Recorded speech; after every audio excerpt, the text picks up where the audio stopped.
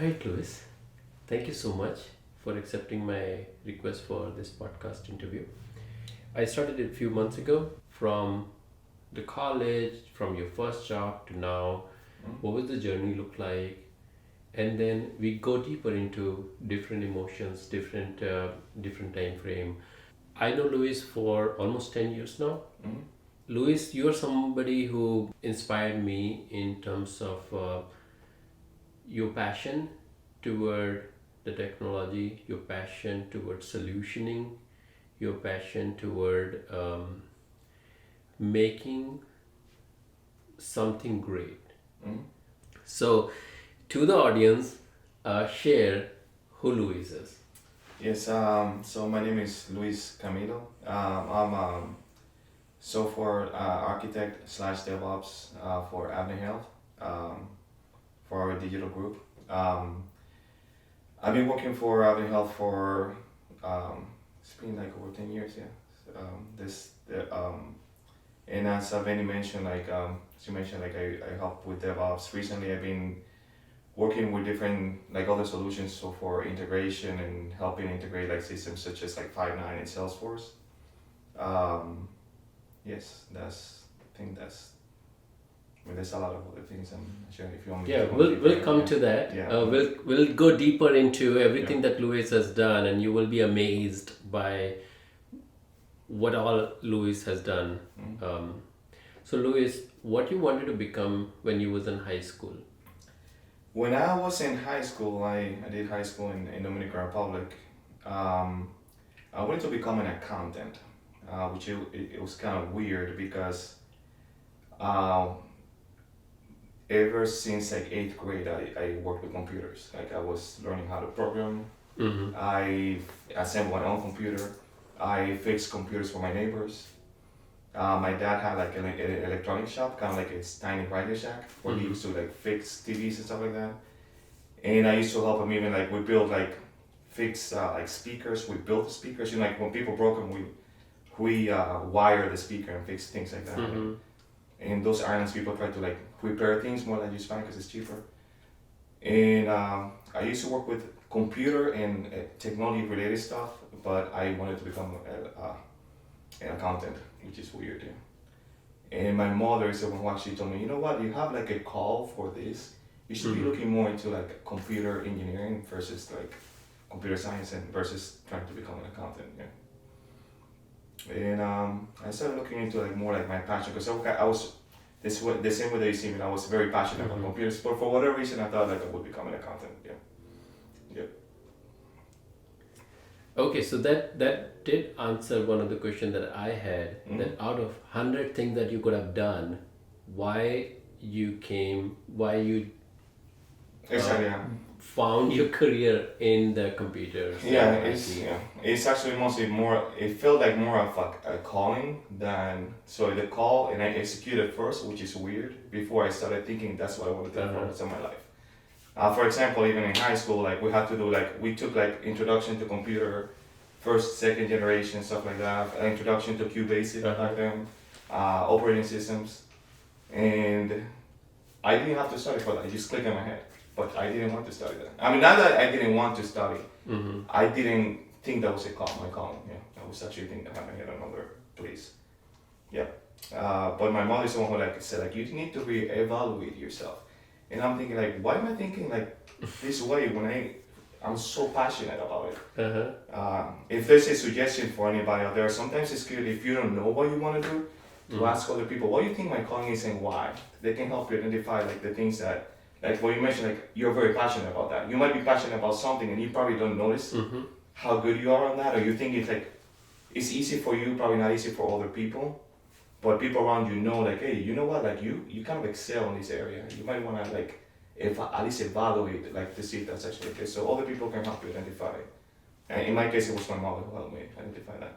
So you suggest around that age, like 10, high school, and even after pass out, you suggest asking other people around? Other people, even if you're not, even if you're like, some people start college not knowing like what they want, but people can actually help you. Like, hey, you know, you have these qualities, and you probably don't even know that you do have it, or you think that one of the things like what they call imposter syndrome, where you think you're not good enough in something, but you might be excel at that because you think it's easy for you, you think it's easy for everybody else. My son has that. My son is really good at math. He thinks it's easy for everybody else. No, believe me, it's not that easy. Yeah. So that, I think like it's good to ask other people, what do you see me with? Like, and you'll get feedback from other people. They'll tell you, hey, you're here. It's good to. It doesn't mean that it'll be like all the answers, but it'll help you. Do you have imposter syndrome? Do I have imposter syndrome? I do think I have some sort of it. Yeah. At least like that's the feedback I get from people, because when sometimes I think I'm not good enough on what I'm doing, and I was trying to. It also helps me to try to become better. Sometimes I set myself for failure without even knowing, but I have heard that from multiple people saying like, no, you're better than what you think you are. You know? You are excellent. Yeah. Like you are a role model for many people. Thank you. You. Yeah.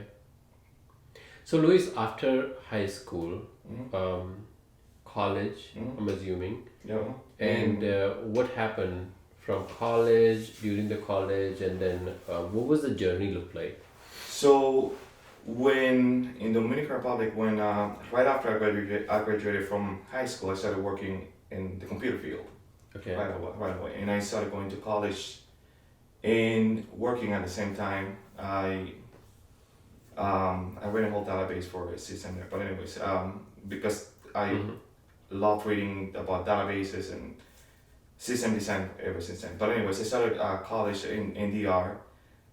Before I finished, my mom and my dad had a divorce, so we moved to the United States. My mother, my sister, and I. And that was in 2001. And when we moved, I had to become the dad of the family. So like I had to support my mom and my sister because my dad was not there. And it was actually something kind of hard because I had to stop doing, I was already applied computer science or applied computer engineering, managing databases and stuff like that, to become a customer service agent. It's actually a security agent. Learning how to speak English. I didn't even know how to speak English. Security agent. Yeah. I did not know How old were you at that time? I was 20 years old. Yeah. It was 2001. I was 20 years old. Yeah. It was August 1st, 2001 when I moved here. And when I moved, my mother, my sister, and I did not know how to speak English. I had to teach myself how to speak English while working in security and working in customer service agent. Right after that for an airline. Yep. What type of security agent? It's actually right before TSA, like the airport. Yeah, the airport. Okay, yeah. okay. So, if you're talking about having a goal and then being detoured, it was completely detoured on my journey. So yeah, I became the dad of the family. I had to start taking online classes for web development. While I'm actually, that was actually, sorry, I apologize. I jumped one part of it. I met my wife, which then we had a baby. And I had to help her then raise the baby while going to school online. Yeah. And I did you found her here, not from. Not in DR. Okay. I met her Yeah. Yeah. So I worked for airlines at the airport all the way till 2006. That's actually when I found my first job here in the United States. That's right after I graduated from taking online classes. Yeah. It was actually web development what I graduated from the Art Institute of Pittsburgh, not computer science directly. But that was my first job back. So I had a gap of probably like about 5 years, like completely away from computers. Yeah. I did do my stuff online and all that, but it was So where were you practicing? Because did you have a computer at that time? Oh yes, yeah. I still like on the side fix people computers. I went through like the A+ certification exam and all that, just for like knowing how like hardware and all that. I'm just trying to get into the field. Yeah. Then I started taking web development and databases, online classes, and got trained on that. But that's actually how I did it. Yeah. I was lucky that I worked baggage claim, and what I used to do is while on the gap in between planes, I used to study them at that time. So when we were waiting for a plane, I used to grab my books and just study all the time. And because I couldn't use the computer there, I used to grab a notepad and everything that I learned, I practice it by writing it. That's programming. He was writing on a notepad programs. I had those notepads up to like 2 years ago when I threw them away. But I had notepads. I would love to have a video or picture of that to add as a video. Yeah. Do you have a picture or anything? I'll see if I can find it. But like I had notepad after notepad from PHP to Java to C to HTML to CSS. I remember there was a time that I remember going to when I was learning HTML, like that's actually just like web development, not like backend development, just web development. I went to the Apple's website. I liked how they did the rollovers. I didn't have time to check it at home and study at home, so I printed all the HTML and all the CSS. And during breaks, I used to break it apart, look at it, take notes, highlight, and understand how like they were doing the animation with JavaScript, with CSS, and I even had like they were doing sprites. That's how I learned what sprites were back then. I would see how they were doing sprites because I'm trying to print even the images, and I noticed the images were sprites. I'm like, what is this? And then I look. Thankfully, the class names were sprites, and that's how I did it. So, but like for 6 years, I printed and read a lot, and wrote a lot too. Yes, and I'll see if I can find one. Hopefully I have one of them. I did throw a lot of them away, but I hopefully have one of them. I'll check when I get back home. Yeah. Tell that to all the complainer, right? Yes, yeah. It's hard. Like, sometimes no. Like when even now, like I don't. If you ask me how do you do it, and I don't know how because it was so much work. In between, like I just had a goal in my head that I wanted to get back to it. I wanted to provide better to my family. I wanted to prove my mother that I could do like what she wanted me to do. I remember she helping me like, you're not gonna get a Java developer working for this company, and but like, but I still need to get all my certifications at least, like I go to that. But what it is actually, I just wrote it with by hand. Yeah. And what was your timing at airport? What was your job timing? What do you mean, like the schedule? Yeah. That's another one that I'm gonna see if I can find a check, because I used to work from 17 to like sometimes 21 hours a day. What? Yeah. And this is actually, I used to wake up, go to the airport at 5 in the morning. There was a day that I got at the airport at 5 in the morning, and I got out at 7 in the morning of the following day because the plane was delayed. So there was I'm never gonna forget this because it was a plane that came from Philadelphia. They had a mess, and the plane showed up at 5 in the morning. So it was 24 hours, not sleep 24 hours. And all the bags were missing, and I was the only person in the baggage claim. And I had to help like put all the claims because none of the bags showed up for 3 hours. So it was actually that day was over 24 hours. Yeah. So I'm assuming you used to get the overtime and overtime. They pay you double after 8 hours. Yeah. So it was actually insane. Like it's like when you look at that, it's actually the amount of hours I worked for AirTran. It was actually, I don't even think that was legal, to be honest. How did you get the energy and inspiration to do this extra course? What is one thing that I always say is actually, one of the thing I noticed is that when you're there, everybody around you is going to tell you that it's impossible. You cannot. Everybody. I never saw anyone to tell me like, Luis, you can do it. Everybody was actually, that's impossible. There's no way you can do it, yeah? But what I did is, at least the people around you, your coworkers, your circle, will do that.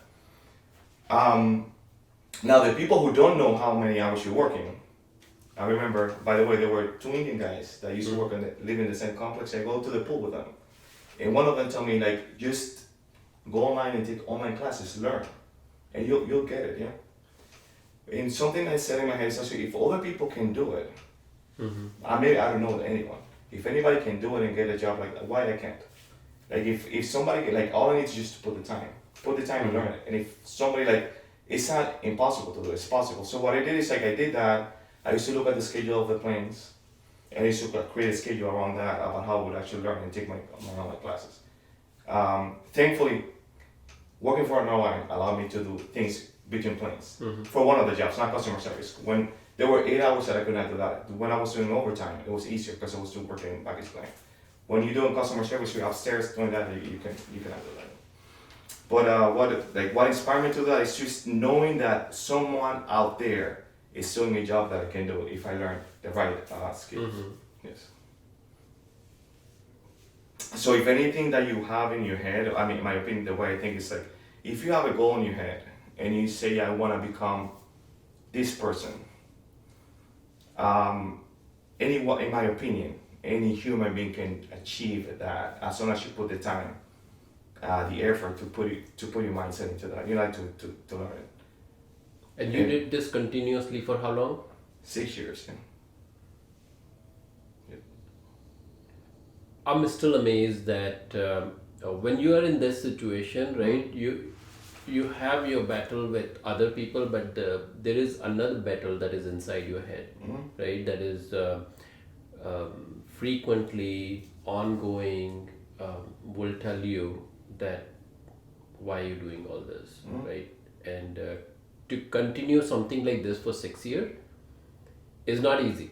No, it's not. Fighting with yourself is not easy. No, yeah. So I want to ask, how did you do that? I used to find like inspirational speakers, Zig Ziglar, especially, Brian Tracy, which is weird because they're into sales. These people are into sales, but they usually have like really good messages about how you should actually focus into your goals and how you should try to do better. How is it that other people have it worse than you and they still can do it? So I used to listen See You on the Top, like from Zig Ziglar. Like I used to like continuously listen to these audio tapes all the time. So that helped me a lot from like those things you can do. I used to light again for the tunnel. Another thing is also enjoying the ride. I did it because I wanted to get better, but I also enjoyed doing it. Every time I did, I learned something new. I enjoyed it. And like, wow, this is cool. So it's actually a combination of like I'm doing something I like doing, and also like something that like I'm in my head. It's actually if somebody else did it, I can do it. Yeah. You have to keep in mind that during those 6 years, I'm not only like trying to learn how to like program. I'm trying to learn English. I didn't like when I first moved here. I could not go to a gas station and say, I want to put $10 on pump number 5. I could not say that. I couldn't have it, not even greet someone. So it was tough. Yep. 6 years. 6 years, yeah. Luis, I don't know if you recognize this or not, but working on a personal initiative for this long, even 6 months, and initially you're not getting any results, right? You don't know what is the end of the tunnel. In your case, you was enjoying, but at the same time, it is hard. And I think what happened in this case, and I have some of those situations, those type of things give strength, lifelong strength, that you have conquered that situation. Now you can conquer anything. Yeah. When you face that type of situation again in your life, those are the difficult moments that give you strength. Thank you so much. Yeah. I feel like I can spend another hour just talking about this. There's so much inspiration, so much tips as well for people who are starting their career, people who are coming out of the college and not able to get the job that they want. Something that you mentioned is actually something about getting out of college, and I can only one like something one part I didn't mention. You mentioned something about this. When I graduated from the online classes I had, I got my diploma from like the Art Institute of Pittsburgh. I said, I'm happy about it. I'm starting to look for a job, and I went from working like 17, 20 hours a day to working like 8 hours, 5 hours a day, 6 hours a day. My mom is diagnosed with cancer. Yeah. During that time. During that time, so I had to go to New York, an emergency trip. I come back. My life started going into this messy point, especially towards work. I'm not going on time to work. I'm like, yeah, okay. So when that happens, they come in and say like, hey, airlines have this policy where like if you're late 7 times a year, you're out.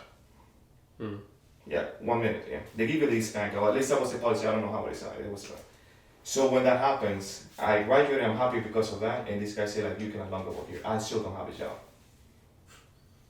So what I did is like I have 2 options. I can actually go back to another line, try to apply for it, or I can go somewhere else. So what I did is actually there were some classes that were they giving like in Winter Tech for like for like they had Java, they have web development, they have so I'm like, you know what, let me just try to learn web design here.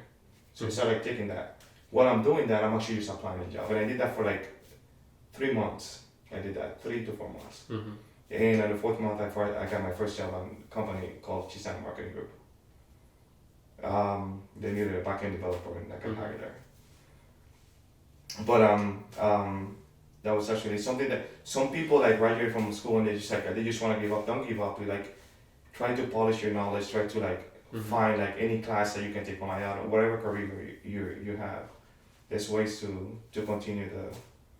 And you study for web designing and you got a job in the back end. I know I got a job as a full stack developer. Yeah. Okay, by then. Okay. Back then, yeah. And but it was actually a marketing agency. So because I knew front end and back end, they had me doing like things from Photoshop all the way to back end. Like as time flew, because I was solving problems on back end, they stopped giving me things for the front end and putting more work in the back end. But in my first job, I worked like with inventory management system for like a warehouse. They had like their own built-in solution. I had to maintain their whole system. Yep. And your mom during this time was in New York? She was in New York, yeah, at that time. She moved to the Dominican Republic and then went to New York because she had cancer. Yeah. Okay. Yeah. So how were you managing that then? Job here and then mom? No, like I went there like twice during that time. Thankfully, everything went like she's free of cancer now. But and then she came back with you, I guess. No, she's not here. She's in the Dominican Republic. She lives, yeah. So after that, she went back. Yeah. Okay. So one more question on this. You was working 17-20 hours, and now 8-10 hours. What was that change? No, not like now it is like that when for AdventHealth when I came back it's a little bit less. No, the first job. So my first job was in 8 hours. No, I am workaholic by default. Like when I started working, I go from working. You're completely right. I work from working 17 hours customer service. Now I'm actually in my field. Yeah. I want to get better. I want to learn more. I did not put 8 hours. I put 15 hours. I put 17 hours. I would actually get out of work, go home, and study what I just worked on. If there was a problem that I couldn't figure out, because I'm used to print, I would print a whole application and study it end to end. And the following day when I went there, I would actually like understand like where the problem was. Why is still printing? Because like back then I don't do that anymore, but for whatever reason, I think it's the fact that I did it for so long and I read from books so much that I got so stuck into it. So for me, I would just go like reading it like that. And so another reason is because like I found that a lot of the application I had to maintain were like poorly written. It was easier for me just to have the angle back and be like connect one thing to the other and like highlight things. And one of the issues I'm not gonna forget, because like one of the issues that they had is like we had a company that was selling houses. Forgot the name, but they would add a house, and then when they add the other one, like 3 of them got deleted, and then they had another one, and another 3 got deleted. It was a weird problem like that, and it was a big application. I had to go through the whole code, and like it's something I didn't write. Why you write that? Why written? Maybe because that was what I was used to back then. But I worked 17 hours, 15 hours. My job after that, I started there as a backend developer, full stack, to become a senior engineer, and then I became. After that, I went to another company called Careerjourney Group, which was the same thing. On that one, I did become like director of engineer for Caxton Group, and then I came to AdventHealth. So during this time, how did that feel? Like from the airport security to this job, and you are into it, so and you're becoming so good. Something that I learned is like if I make a big deal out of it, I'm gonna stop growing. For whatever reason, that's the mindset I had like from since I started. I said like, if you grow, and you think that that step is too big, then you're gonna put yourself in that boundary. You have to let things go and say like, this is just like one more step. So I never see any step that I make as something like big. I just say like, this one more step I have to take. I need to continue moving forward, continue working it. Yep. Maybe that's why I have the imposter syndrome that you mentioned before. Yeah, because you just see it as something like just part of the journey. Yes. Wow. We'll take our first break. Water and Yeah. So let's finish this journey part. By this time, you got 2 different jobs. You became the director of engineering, you said, right? Yeah. It was a startup. Yeah. Okay. What happened then? I was struggling with creating a work-life balance. So I had my friend Tyson Willie. He worked at AdventHealth. Yeah. He and I work at Gisano Marketing Group. We worked at Caxton Group. Then he goes to AdventHealth and he recommended me for AdventHealth. And I had an interview with David Oakley. I got an offer, and I'm like, I put things in the on balance. Like actually, because there's 2 things that got me to AdventHealth. Even though I did take a pay cut to go to AdventHealth. One of them is work-life balance. I was struggling creating work-life balance. I was working too many hours, not because of my leadership, but because of myself. I blame myself completely on that.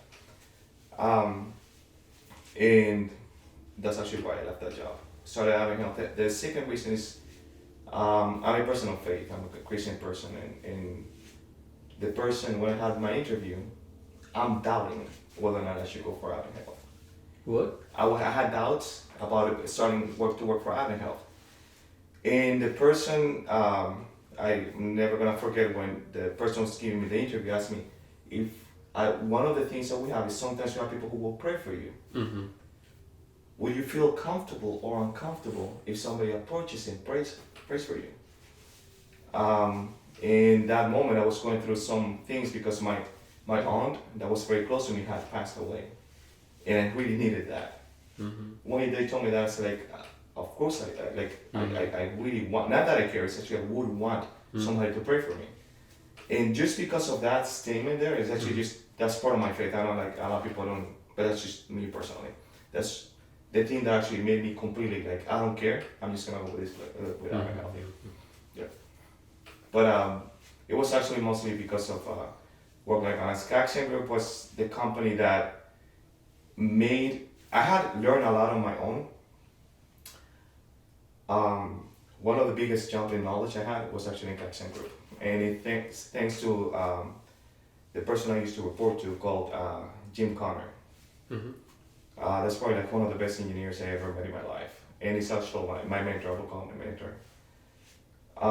He helped me grow a lot into like the knowledge in computer, and if anybody asks me about career-wise, you need to find him mentor, like, because there's people that would actually change your world, and that guy actually like, at least with respect to computer engineering, problem solving, understanding technology, I learned a lot from the guy. Yeah. And then you left AdventHealth, went somewhere, and came back. Yeah. The somewhere where I went to was actually Jim Connor's company. He's the VP for ClearGauge. So I went to ClearGauge. It's a payment processing company for healthcare.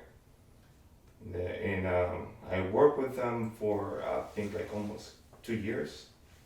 Came back because same thing. I could not control my working like 70 hours a week. Yeah. So maybe more. Yeah. I remember when I called David Oakley, I was actually I was asking like, can I come back? And when he asked me why, I said like I saw my son on Monday, and then saw him again on Friday, and we live in the same house because I was working too many hours. But like, if one of the biggest struggles that I have is actually like I'm very passionate about work. And recently, I've been like doing more work-life balance. My current leader, Jason Aswell, is helping me a lot into like focusing like work-life balance. But that's my biggest struggle in my life is that because I can't really get passionate about work and forget about everything else. You know? Yes. You know that. I've seen it Yes. many times. So I wanted to ask, you've been mentioning this that when it comes to working so many hours, it's you, not the company, right? You mentioned that. So how AdventHealth is helping you, if it is you?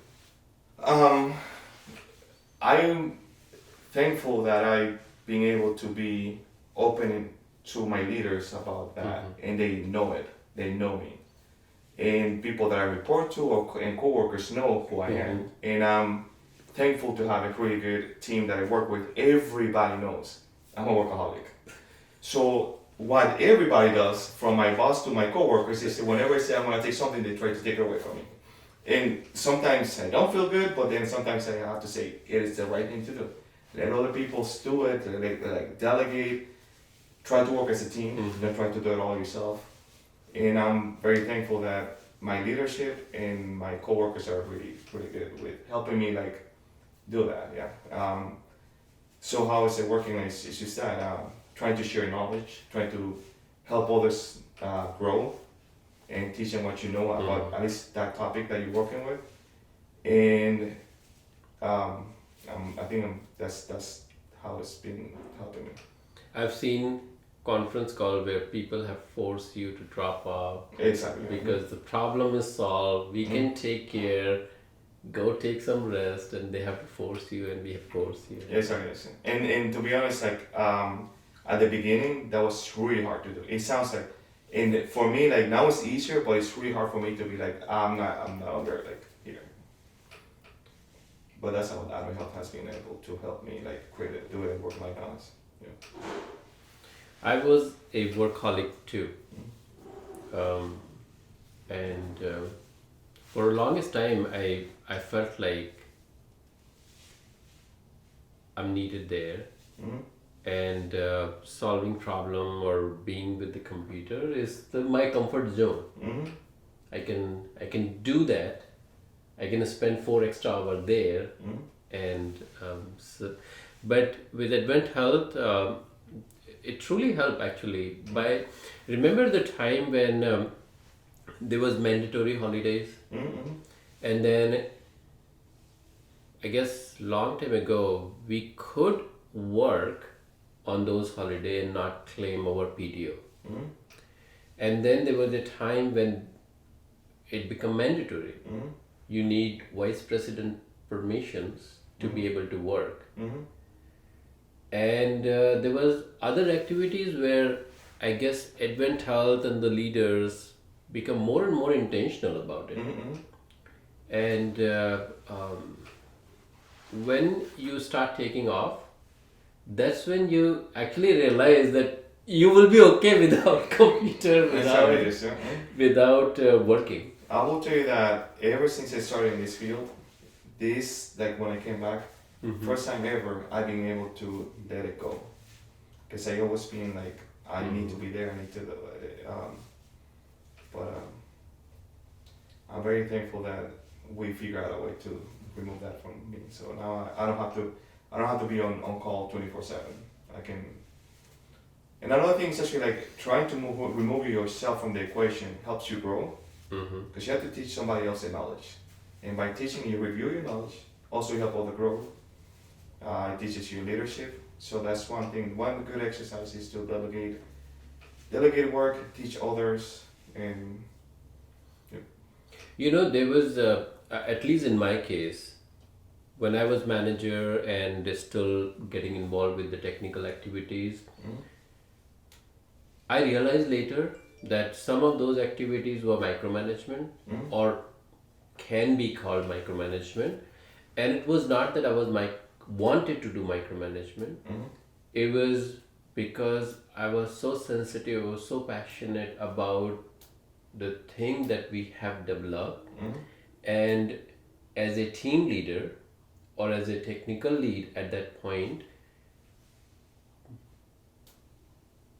I have put in my soul to make it more stable and did it in a way that it's less maintenance later on.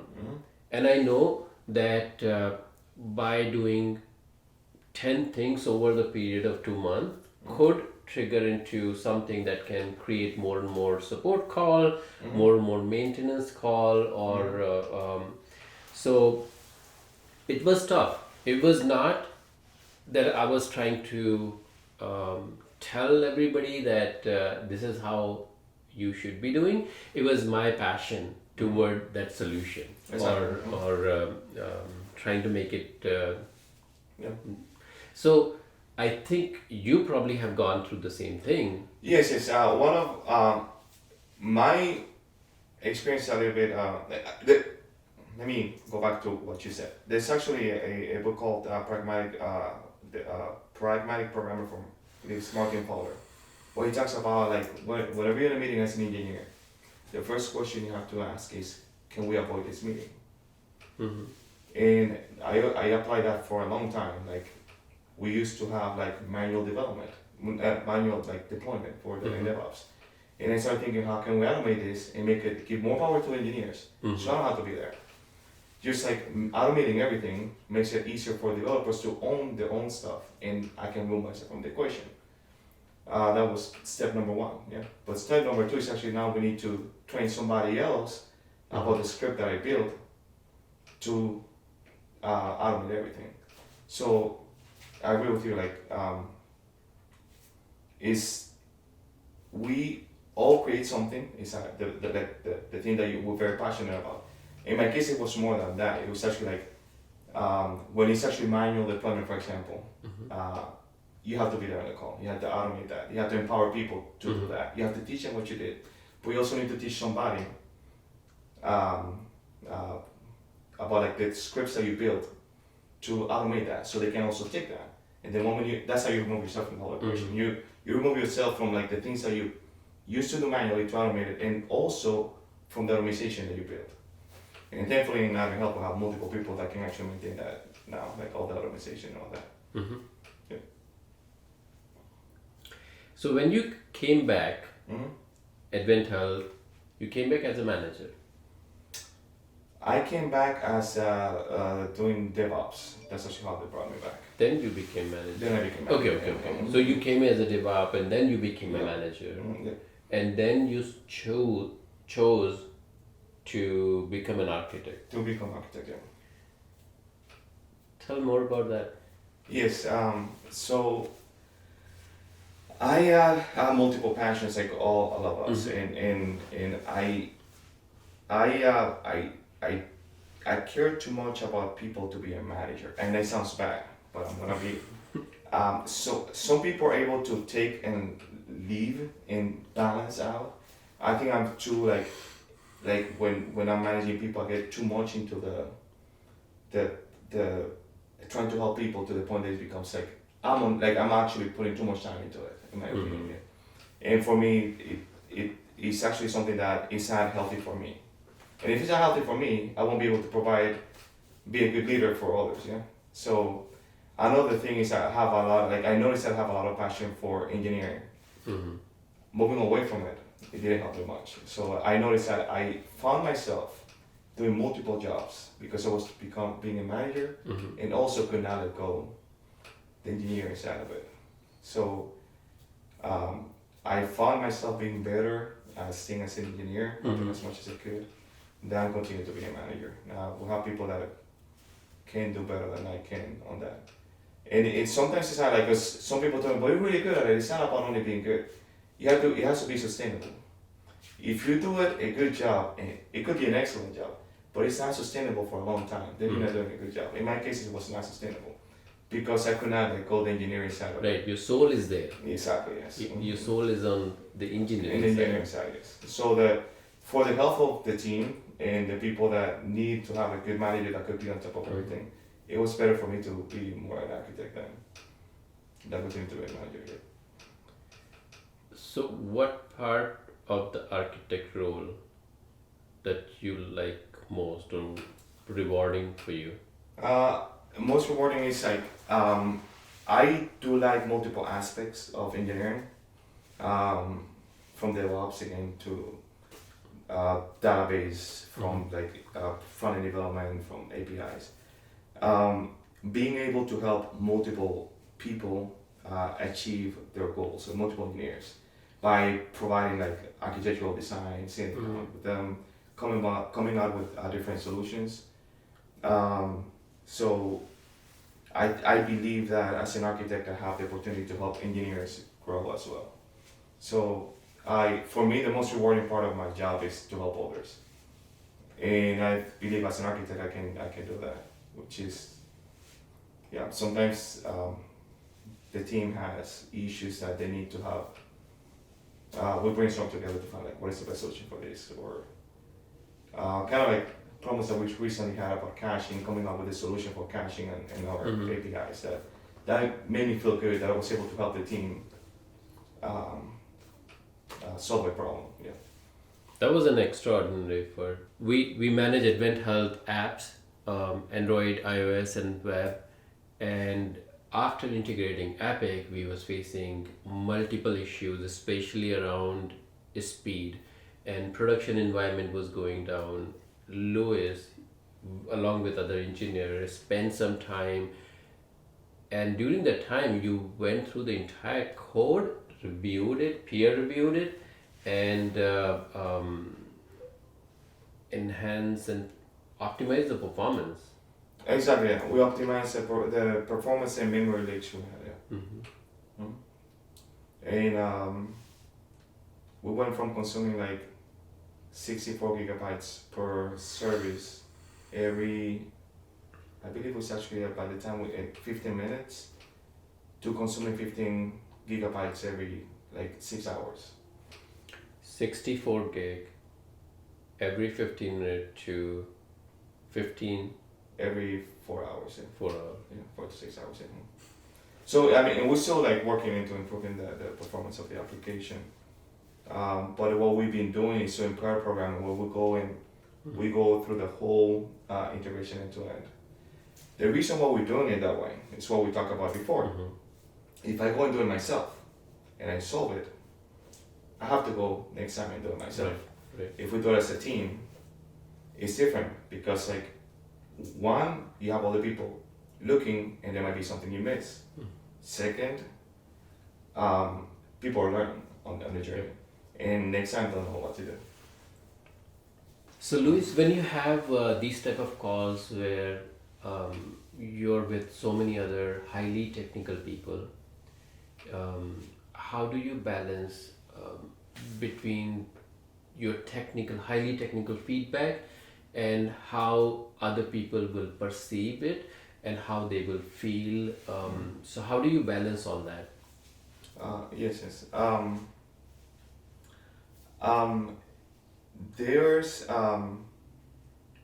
There's something that I always do is actually whenever I'm talking to people, I don't assume that I know something, except from the perspective that I'm trying to be very objective with the topic. I don't say I know it because I may be wrong. I might be. Why would I think I'd be wrong? Just because I think the problem is a problem doesn't mean that is the problem, which means the solution I might try to apply might be the wrong one. And what I try to assume is that I'm always wrong, even though like I might be giving the right solution. So I try to come from an objective perspective and try to make sure everybody understands, hey, like we're analyzing this together. This one we're analyzing it together. Let's actually go through it. I try to ask questions to the team and we brainstorm the issue together. I try to treat myself as part of the team, not leading the call or leading the code review or leading the pair programming in some cases. I try to brainstorm as I'm an individual contributing. Whether or not I know more about the topic or less, that's irrelevant. It's actually just, let's go through it. The engineer that is actually reviewing the code or programming with you understands the code as good as you do. You might have I might have some different experience, maybe more. I try to be very humble in the way I go through the code and very objective. Say what do you think about this? You think it's right? I don't think it's right. I don't say it's wrong. I don't think it's right because I don't think it's right. That's the reality. Why? Many times you go oh, it's wrong, and they go no, it's right, and you're oh, it's right. So it's not good to do that either because you might make it so. Going through being humble when you're actually doing the code review or the pair programming, and also taking the hard factor from it, taking that into consideration. Well, humans will growing through this together, helping somebody else grow. You might learn something from the person who's doing the code review. So that's how we do it. Yeah. There are all different type of people that you interact with, and it's so amazing that you take care of their feelings, you take care of how they are perceiving the information that you are sharing. Somebody at your level with so much passion about a technology, when you build a solution, I'm sure you want a best solution, right? And many times the requirements and the problems comes with a due date that we don't have a lot of time. So how do you balance a perfect solution that you can offer to what can be done within the time permits? Yeah.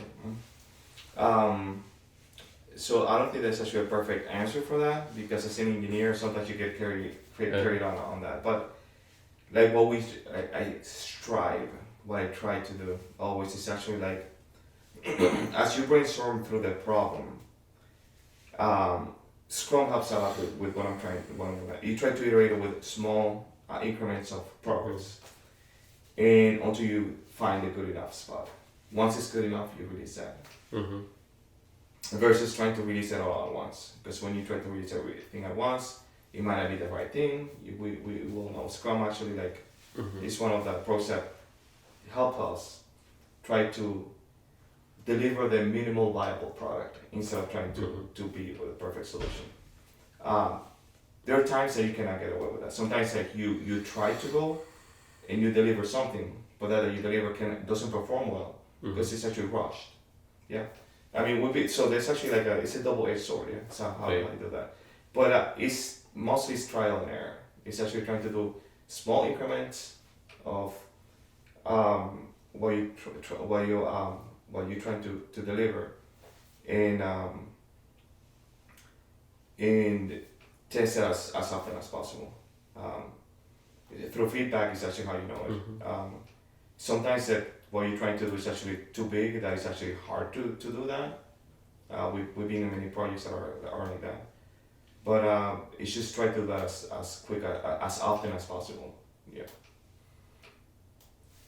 How do you handle your emotions at that in the situation where you know that you can provide a better solution, but because of the time limitation, you cannot? Yeah, one of the things that I try to do is try to define what the problem is and how big in the time that you're going to solve the problem for. I'm going to give you an example. If you have to do a process that needs to import hundreds of people into a database or users, and you do it, it's not optimal, but you only have to run it once. It doesn't matter if it's optimal or not. Even if it has to run 5-6 times, it doesn't matter.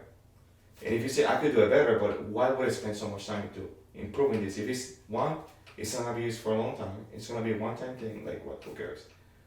Also, there's some other times where where the solution you're trying to implement, the data is actually not that big.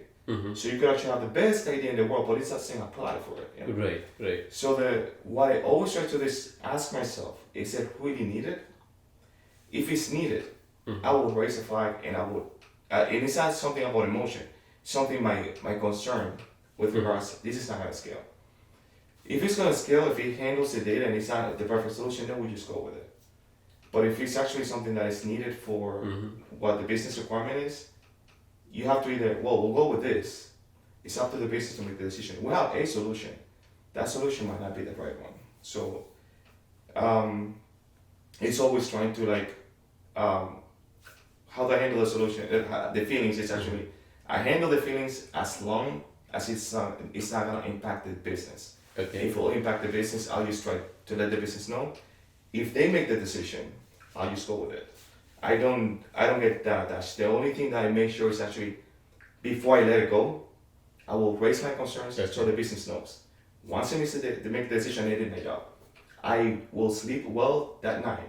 You sure? Knowing, you sure? Yes, knowing that I let you know that this, and between the business, like they made the decision, I mean, they don't know, but it's, the part that I would not sleep is actually if I know it and I stay quiet. I will never like it. I just make sure that before we continue, this is the situation. Yeah. There was somebody named Richard Rendet. We was having some conversation around SharePoint, and I was really passionate about a particular way of solutioning it. So he felt that, he sensed that, and after that meeting, I think it was an hour meeting. After that meeting, he reached out to me and he spoke to me, and he said, Winnie, after 2 years or 5 years, you will forget what the solution was. You will even forget this project.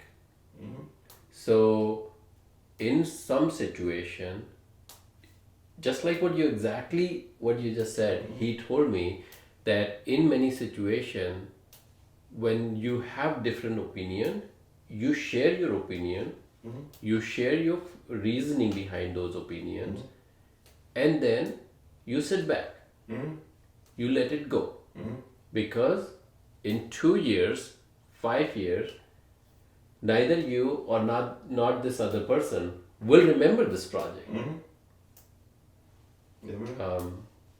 But the relationship, the emotions, I mean, will be there. Yeah, I remember. And that changed me.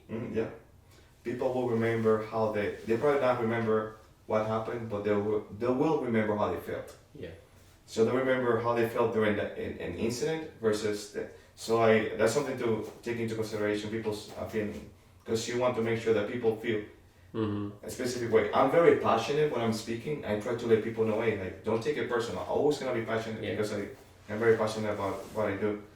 But I will make sure that if I have a concern, people know it. We can all make that decision. We made it. But I will, once we make the decision, it's done. So Luis, moving forward, you inspire so many people. Who inspire you in AdventHealth or in Digital Group? We'll start with Digital Group. Digital Group, I have different people that have inspired me in multiple ways. So one of the people that inspire me, there's actually 3 people that inspire me in a good way around teamwork, specifically around teamwork. It's actually Chris Stroud, Scott Russell, and Todd Parker. The first time I met them, the way they work together, that's something that inspired me. So one of the things that impacted me a lot was actually that, the way the first time I met them, the way they were working on some homegrown solution for AdventHealth, the way they presented it. I worked with them back before I left on the Messenger project. They work together so well that the 3 of them inspire me about from the perspective of teamwork and collaboration. They have something called Rule of 3, where they actually take a topic and break it into 3 multiple ways. So that's actually from that. The person who inspired me to help me a lot with the work-life balance, because I have multiple people. It's actually Jason Aspinall. He's always it's actually more he's been the person who somehow figured out a way to balance myself. I'm not sure. I have to give him credit for that. And I know it's actually it might sound weird, but it's actually people that I'm look up to. Yeah. And another person is actually like from like something from like growth perspective. Before we go to another next person, I think boat has changed, Jason. Yeah. New boat that he Yeah, has the purchased. boat, I think that's what he's changing. Yeah, he's changed it. Yeah, I think so too. Yeah. Sorry. Yeah, I think it's a boat. I think the traveling on the sea, seeing like Yeah. in sea. I had to make that comment. Yeah. So like from the other perspective, like David Alkley, like the way like from the business perspective and the way he's handling our team, I think it's actually kind of insane. It's actually something like I think it's actually way over my head, in my opinion. Like the way he handles like the whole thing. I'm not sure how he does it, but like he does like an insane job there. So like those are the people who like every time I talk about AdventHealth, I think about AdventHealth. Those are the three like points that I always look to. Just to let you know how far, like I'm gonna use a Stroud, Todd, and Scott perspective about teamwork. When I came back, Stroud invited me to play some online game. And when I went to play the online game with them, it was actually on an angle, Stroud and I thought he was trying to help me on the same teamwork. And I told him that like, no, that's not why I did that. But that's how like I look up to the way that they handle it. Something that inspired me to change or change my mindset about how I look at minimalism and not being so picky with even code and people. It was actually from them. That's actually when I saw them. Like they're like very build a solution. Is it good enough? Good. Let's move to the next thing. Don't get stuck on that. Yeah. So that I liked a lot. So Luis, you have been a lifelong learner. What motivates you to keep learning new things? You recently to Salesforce and you have a completely new learning there. So what drives you? From this aspect, I'm motivated a lot to help solving problems. That's something that motivates me a lot, and trying to understand how things work. And it's actually kind of the satisfaction that I get from like helping others. It's kind of like my it's kind of like my dopamine enhancer. So I get like every time I know that I can do something when a problem arises and I can help, it's good enough for me to continue to learn that. So right now I'm working on a project, but like my goal is to learn as much as I can from Salesforce and Five9 in telephony. Excuse me. I was recently on a meeting with Michael Guerrero, and he's talking about telephony. And there's a lot of new concepts that are going over my head. Just the fact that they go over my head, and I know that it's involved in the team that I'm working with, is enough to push me to learn about it and push me to learn like well enough how it works. Yeah. So, but like the main driver for this is actually helping others. That's something that I learned later on that was actually something that drove me when I was having a personality test.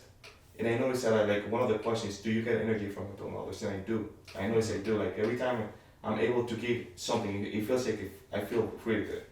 So that's one of the things that may help me. Like every time I learn something, when I learn it good enough, that I can help somebody else learn it as well. So that's my main driver right now. Apart from the technology, there is one other thing that you're so passionate about, and Yes. that's your gym. The gym, yes. How did that start? I have okay, this is really good. I think it's a good story because like when I was growing up, I had a friend of mine who was into like bodybuilding, and he helped me like introduce me to the gym. I got in shape, got good. Got kind of built. For like a year, I went to the gym. Then I stopped. Things happened. I moved to the United States. I used to go to the gym on and off. And then there's a point that I actually gained. I went from size 32 pants to 42. Okay. Then I did P90X, and I lost weight and I got in shape. And I'm gonna go to the point in a minute. You'll see this. And then I mentioned my aunt who passed away. When she passed away, it was actually, I believe it was around 2012. When that happened, it hit my life like so bad that I just didn't care about the gym, didn't care about myself. So I gained weight again. And I come back to AdventHealth. And you probably saw me like I was actually like a big guy. When I come back to AdventHealth, there was a person who started in our team, Nadine Karazi, that's right, her name. She was into like fitness like a lot, yeah. And one day, Gian, which one of my coworkers, Gian, Nadine, and I were having lunch, and they're talking about fitness. And then I told them like, it just came out naturally. Why am I gonna work out if I know I'm gonna die? Who said that? You? I did. Okay. Out of nowhere, it just came naturally. And I remember their faces looking at me weird. Like, who thinks that way? But it's funny because like sometimes you have to like talk to people. That's why it's good to talk to people. I was the person that didn't even know it. Their reaction changed my view of it. So their reaction, the way they look at me, how worried they were. I then look at myself and like, wow, that's wrong.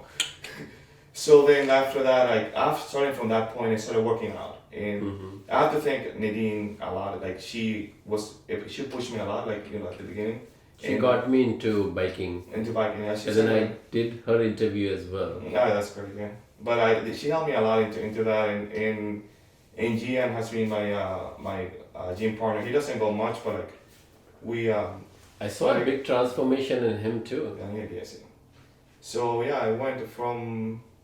The weird thing is actually I was actually into the 270 pounds to 170 pounds. Now I'm like I fluctuate between 220 and 230, but I still like losing fat. Yeah. But what actually like I've always been into I really love fitness a lot, and I'm thankful to meet people like that because actually some people that you stumble upon in your life will actually do an impact that will actually like get you back into in track, and that's one of the things I'm always gonna be thankful to meeting like Nadine Karasi, actually that one like that. It actually like, I mean, it wasn't only her, it was her and GM, but she was like the one who actually pushed me.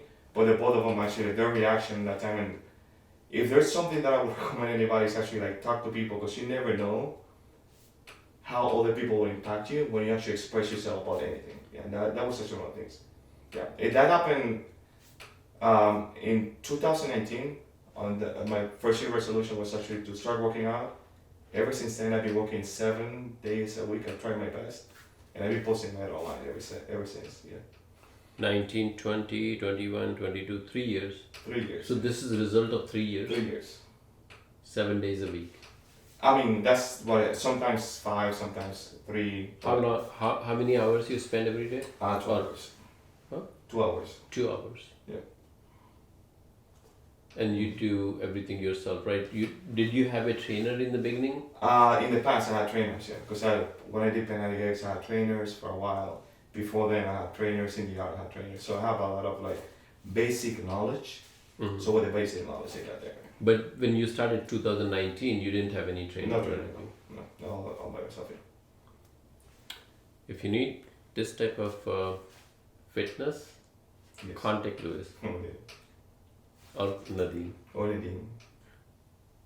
Thinking about future, what are you thinking about yourself, about your family 10 years from now? 10 years from now, like one thing that happened to me and my wife is that we started too early with kids. Yeah. So like my goal now is, one of them is continue to grow continue to grow at work. Provide as much help as I can to AdventHealth and be as useful as I can. And being able to spend the time with her that I wasn't able to spend. Like my kids, one is actually 18, I started college, the other one is 12. But 10 years from now, I just want to travel the world with her. Like that's my goal. Like that's actually from family wise, and make sure that be a great dad to my kids. Make sure that I feel good that I was able to take him all the way to the end line, and career wise, I want to continue to learn more about Salesforce. Hopefully, become a Salesforce architect. Learn as much as I can about telecommunication, and continue to help AdventHealth with a digital team. Yes. And when you're saying travel the world, are you gonna live in different part of the world, or you travel like Just a vacation? Vacation wise. Vacation. Because if you, as you know, like it's all the like what since 2001 all I did is work and raise my family. Mhm. Yeah. That's pretty much what I've done. But that's my goal for the next 10 years, being able to do that. What's your goal setting and time management method, Luis? Time management method, like I'm gonna be completely honest. In the last like 2 years, I haven't been like that good with time management, like what I used to do in the past. My goal again, this is a short-term goal that I have to start, is for time management. I have to start back to like planning like a week ahead on Sundays, and kind of like pretty much like what everybody does. Like some of the things that I want to try to implement some sort of like Scrum mechanism during my scheduling for the whole week and things like that. Mm-hmm. Yeah. I think I have a few friends who have tried that and somehow it was working. I want to see if it works for me too as well. I don't know if you tried that. No, Scrum for my personal things did not work because I think Scrum worked well with a team and as a team commitment. But fortunately, I'm also not doing waterfall for my personal thing. So you're doing like what I'm doing right now. So first thing for my personal thing, personal projects, I defined the why, and I defined the vision, and then right now I'm just doing a quarterly activities. So for example, with YouTube, I have to publish one video every week, one podcast video, and now I'm also adding a non-podcast video. okay.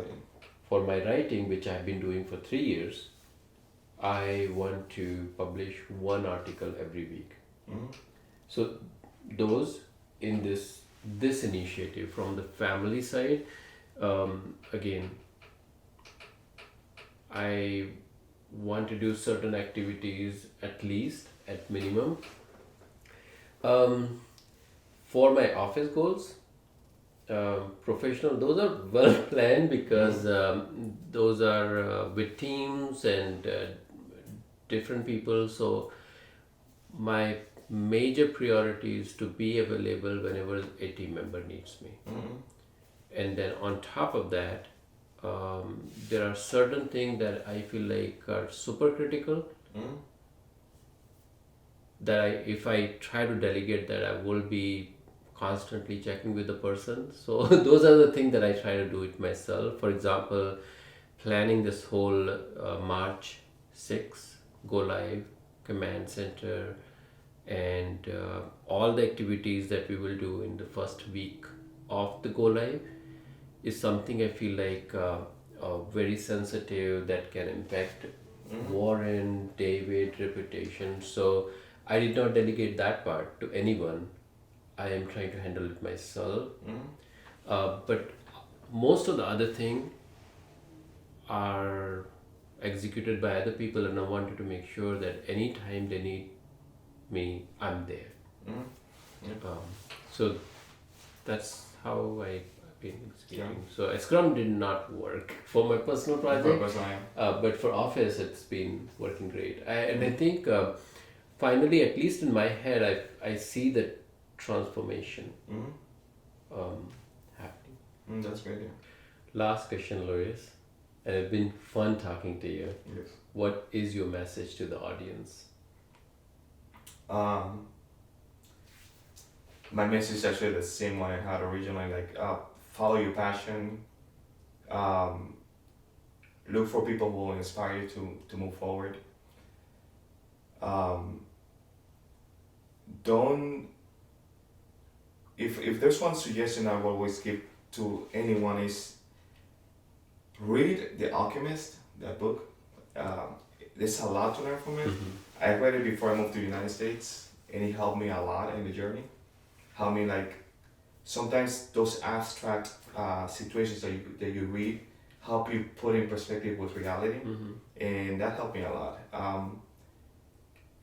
My suggestion, if I were to talk to anyone that who's pursuing a career or trying to decide what to do with their life, it's just like once you pick something that find people who inspire you, and follow your passion and your dreams, and don't look into the bubble. There's always going to be people Mm-hmm. who will actually put you down. Yes.